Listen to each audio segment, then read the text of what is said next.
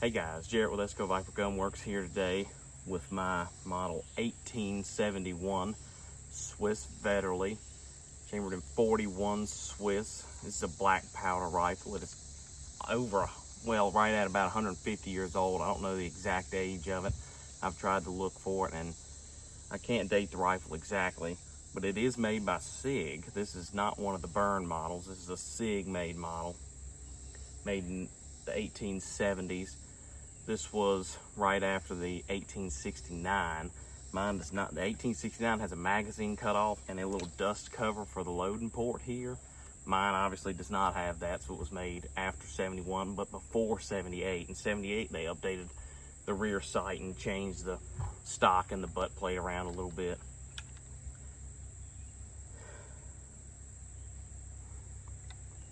This rifle was originally rim fire, not center fire, so I had to convert it to center fire, take the bolt out, put it in a lathe, drill it, and make my own firing pin. I actually made it out of a RCBS decapping pin, and I 3D printed a little holder for it to keep it center.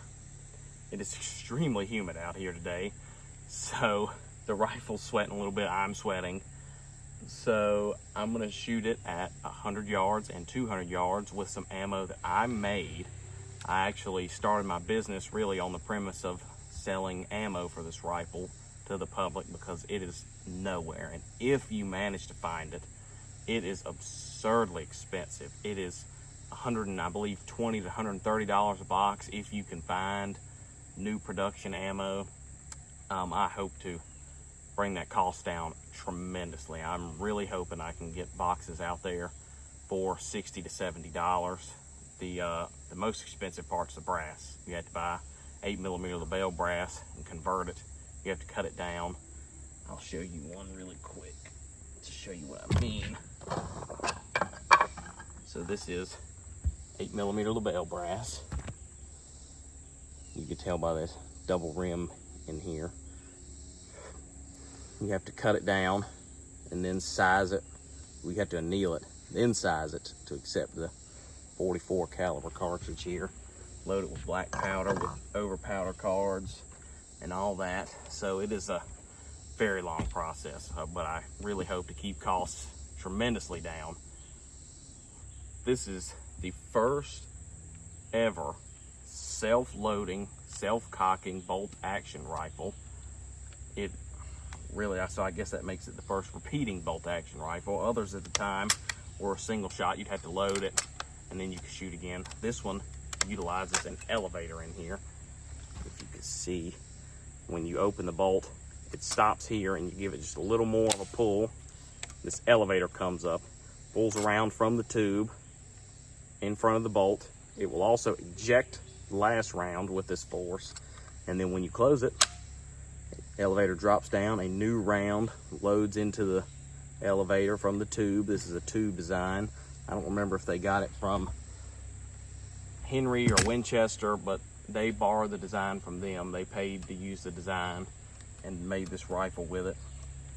This rifle uses rear locking lugs for the bolt, not on the front. The front of the bolt is very slim and kind of strange looking, really, especially when you take it apart. It's not like a normal rifle bolt where the front's big and bulky and has this huge bolt head on it. Everything is contained in the rear, really. The sight, rear sight, is 0 to 300 meters, goes up to 1,000 meters. This sight is just friction based. Really interesting. You just lift it to wherever you want and it stays there. Front sight's just a basic post. It's not great, but this sight, I mean, you can see how sharply this sight goes from 300 to right there is 1,000. So it goes up quickly. This bullet drops like a rock. It is 330 grain lead hard cast, so it drops rapidly. It's, I would say, equivalent to a 44 Magnum on it's a little more than a 44 Magnum. It's like a 44 Magnum on steroids, especially coming out of a rifle length barrel. This barrel, I believe, is 30 or 32 inches, somewhere in there. This rifle's extremely heavy. It is 12 pounds fully loaded without the bayonet. I don't have a bayonet. They're pretty expensive. I do have part of the cleaning rod.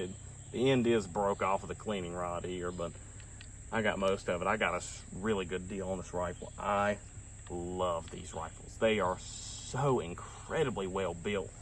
You would think, and even feeling in your hands, you would feel like this elevator mechanism is fragile, but it is not. I mean, you can manhandle this action and it will hold up. This rifle's built like a tank. The stock is hand checkered. I mean, it is a beautiful piece of history right here. I love this rifle. I don't know if I'd say it's my favorite. The Mosin may still have it beat out, but I love both Mosins and these rifles. I really hope to expand my collection on these rifles by getting a model 69 and a model 78 and 81. These served Switzerland from 69 until 89, I believe, is when they came out with their first straight pull rifle. The Swiss model 1889 straight pull. That was a 12 round. This is also a 12 round, but it's a tube design. So it holds 12, which back in the day, in the 1860s and early 70s, that was huge. The United States only came out with their trapdoor Springfield, which was a single shot, in 1866. So 3 years later, the Swiss came out with this that holds 12 and is a repeating. I mean, you could fire shots off of this thing all day. That is a huge step forward in the firearm world. Got my ear pro on, got my spotting camera set up. Let's get loaded up, see what we can do at 100 yards. I have never put this rifle at any range, so we're gonna see what my hand loads can do. I'm gonna load up 3 and shoot 3 at 100, see how we do, and then maybe we'll move to 200. Load them in the tube one at a time, just like you would a lever action.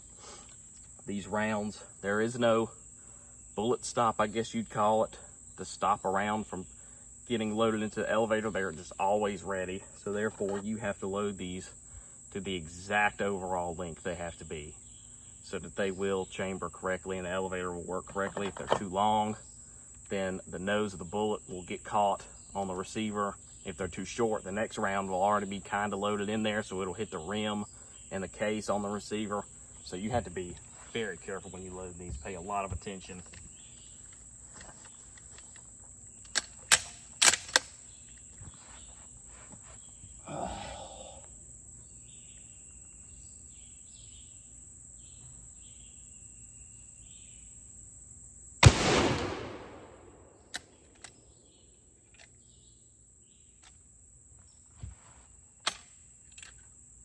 I really don't want to lose my brass, so I'm trying to be very careful to not lose that.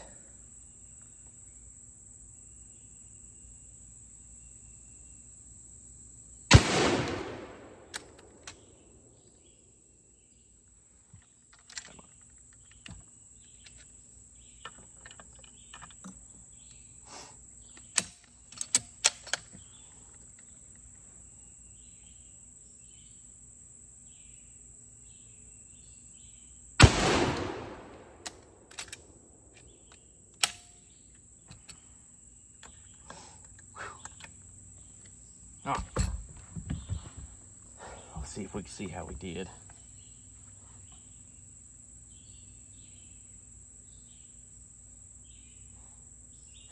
Okay, so we are extremely high.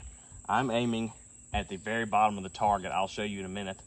You'll see where I plastered a little orange sticker on there so I'd know where to aim. I'm aiming at the very bottom. We're hitting at the very top. That 300 meter zero is really killing me here, but honestly, I mean, that's a pretty decent group. That's a way better group than I expected. So we'll go down there later. Well, spoiler alert, I suck. I've not gotten a single round at 200, I don't think. We're about to go down there and check, we'll see. But yeah, I don't think I've gotten a single round at 200. So I'll spare you the agony of watching me try. But so let's go check it out. All right, guys, so the 200 yard target looked as expected. It was totally blank, except for there was some spalling around here. So I think I hit a target off to the left of it, the steel. But this is my 100 yard. those 3 shots there. That's not bad. I mean, I was aiming there. Ignore that. That was me trying to get 200. But yeah, I'm aiming here and hit all the way up there and to the left. I think maybe at 200 it's hitting really far to the left. I'm not sure. All right, so what do I think about the vetterli? It's a beautiful rifle. It has very little recoil because it's black powder and because the rifle's just so heavy. The case doesn't hold a tremendous amount. I believe it's about 43 grains of black powder, if I'm recalling correctly. So recoil is practically non-existent. This gun is extremely fun to shoot, but cleaning it is the fun part. That is terrible. Anybody who shoots black powder on a regular basis knows that cleaning a black powder rifle is something special. You really have to want to shoot black powder to be willing to clean it all the time. You have to clean it after every shooting because black powder is extremely corrosive and it gunks up everything. The action, the barrel, oh gosh, it's disgusting. But I absolutely love this gun. I suck with it, but that's beside the point. I think I did pretty okay at 100. But yeah, thank you guys for watching, and I'll see you in the next one.